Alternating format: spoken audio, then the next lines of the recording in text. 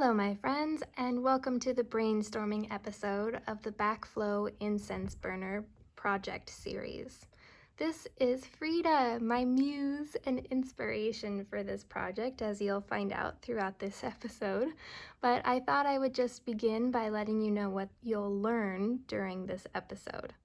First, we're going to discuss the ways that I like to begin projects like this because I will be completing this project along with you so that you can see how I would do it. And that does not mean you have to do it in the exact same way, but I do think it's helpful to see another artist's perspective and process.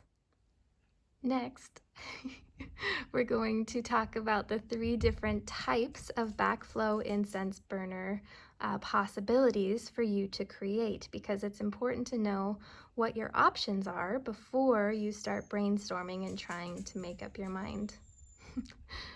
Here's Asia. Hello, baby. And then finally, we will end this episode by discussing all of the things that you need to do to complete your brainstorm assignment for this project. So let's go ahead and get started. So I think for me personally, it's really helpful to just write out a list of things that I'm considering as ideas. And so to help you get started with that, I have the brainstorming questions on OneNote. So make sure that you go through and complete all of those questions, because I think it's really helpful to start with a pool of ideas. So once you've got your pool of ideas, I find it really helpful to just then write out a list of details that I'm interested in including. And for myself personally, I really wanted to incorporate my dog, Frida. She has been just like the most amazing tiny little creature to have in my life. In fact, here she is sitting. So to help myself create this project along with you, I completed the brainstorm assignment, which is to go through and answer all of those questions and then to create 4 different sketches of possibilities. And I really relied quite heavily on looking at the examples of backflow burners. I thought that that was really helpful for me anyway, to just kind of get the ideas started. And so I wanted to just kind of show you these different sketches and talk through what you're going to be doing. But before we begin that, you need to know what the different types of backflow burners are, because there are 3 main different types. And before you are able to choose what you want to do, I think it's important for you to understand the difference between all of these options. So let's talk about the difference between the styles of backflow burners. Here are 3 different examples of waterfall style burners, and we can tell that they're waterfall style because the main focus of this sculpture is actually the smoke path rather than the main detail.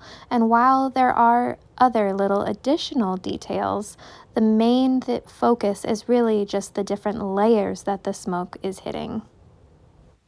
In this first example, we can see that the smoke path starts in that little flower that's up at the top, and it slowly cascades into more and more little openings in these leaf-shaped areas before it reaches that main pool with the fish. Now, anything that you added into a pool of smoke like this would automatically look like it was swimming in smoke or submerged in fog, even something that looks like it's meant to be slightly above water, like a hippo submerged in water. This is a great technique to show something like that. In the second example, you can see that the sculptor was really inspired by actual waterfalls and the way that smoke rolls over rocks. So that's an excellent source of inspiration, is looking to nature and ways that water flows over rocks, ways that smoke travels, fog travels. Nature is an excellent source of inspiration. Something that I really loved about this third example was that it immediately divides the smoke into 2 different paths, so that it's going down 2 separate sides, and then it's got that tiny detail of the frog right in the middle in that base, which I thought was pretty cool. So something to consider as inspiration for yours. Next, we're going to talk about the main detail in each of these three examples. And you'll notice that there are details present, but they are a little bit more simplified because, like we said, the main focus is actually on all of the different layering so that the smoke has an interesting path rather than on adding very intricate details to your main subject. In this first example, you'll see that the only real main detail that they ended up sculpting besides the layers that the smoke ended up hitting were those fish that were swimming around.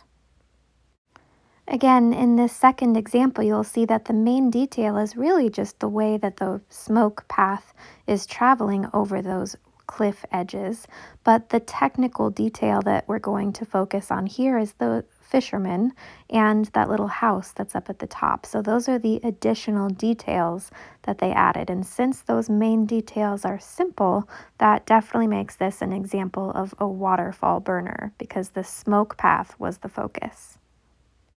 And in this third example, you'll see that the main details are this little frog and that flower.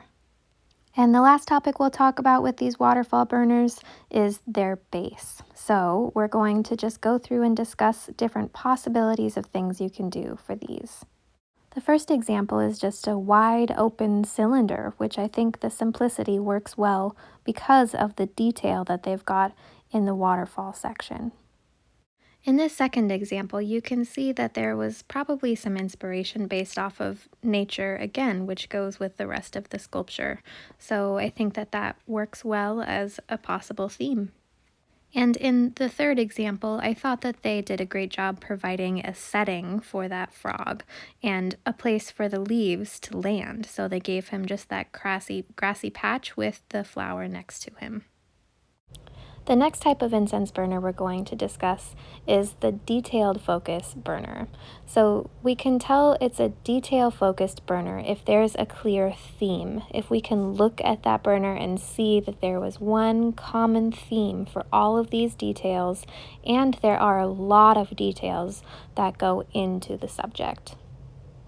The first topic we'll discuss with these three new examples will be the main detail because, like I said, the main detail and the theme will be really important for this type of burner.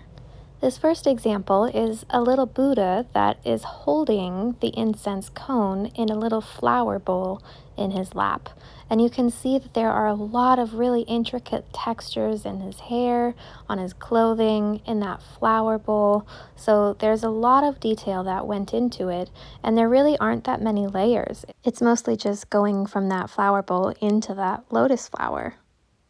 The main detail in this second example is a tree that has a spot for that cone incense burner to be up near the top, and then it's got some holes near the roots and the base of the tree where the smoke comes out near that pool in the bottom.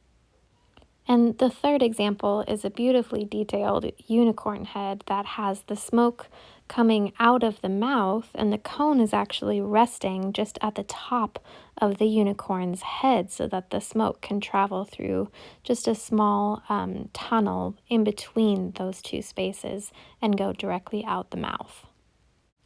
What you're going to notice about the bases for all of these detailed focused burners is that they are all on theme and that they are very detailed. They have a lot of details that relate back to that one common theme. In the Buddha example, they incorporated a lotus flower as the base. In the tree example, they incorporated a pond as the base. And for the unicorn example, they incorporated clouds and rainbows as the base.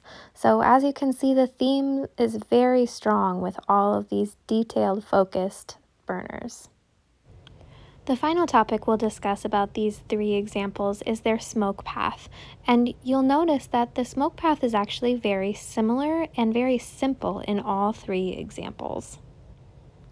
All of these examples have one direct tube or a connection between the cone and the opening where all of the smoke is just dispersed from one central location. To create a strong smoke flow using this method, it's important that the path that you create isn't too long from the opening to the cone.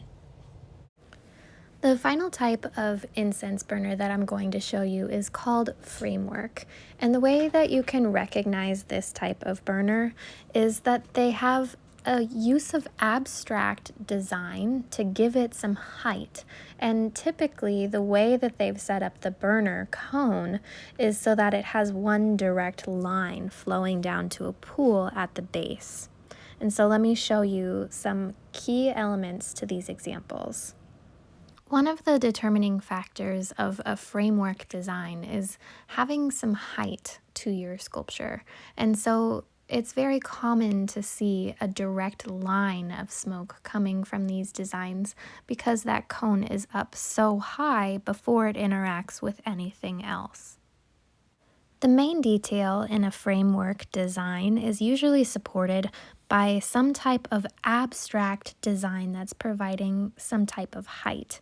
And so the main design that you're going to see in these three examples will be the people that are standing directly underneath the burner for the first example, the main image of the face in the second example, and the section where there's that part coming down and meeting in the base of that second example.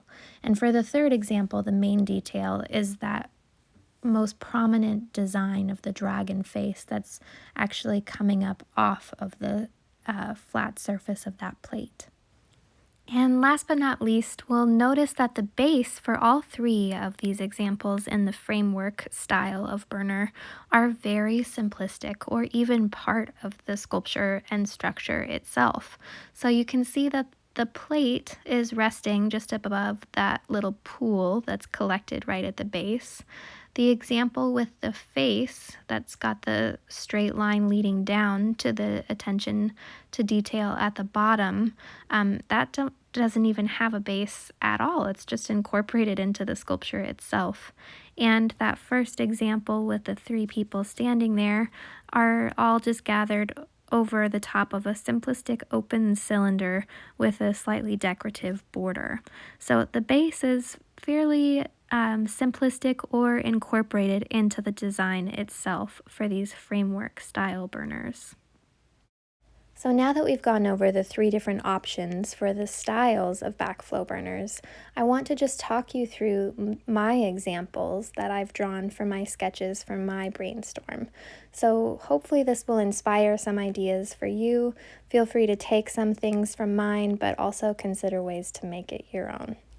Please also ignore the quality of these sketches as I did them very quickly so that I could keep up with you guys with this project. So, anywho. In this example, I guess you can say I used the framework style because the cone is all the way up at the top. It has a lot of height, and the smoke is coming down in one direct line on top of the detail that I've got directly underneath it. I've got a very elaborate base, just something that's kind of like swirling up and around. I sort of try to mimic the shape of my dog's tail. And then for the rainbow, I had it arching over the top of her, but that is something I would need to consider if that would work with clay, just because the structure can be a little bit more fragile when you have something that's so thin that's arching over the top. So I do need to consider how each of these possibilities would work with clay before I can move on. My second sketch was also a framework style burner, and I decided to put a very tall, sort of a backdrop style design behind my dog.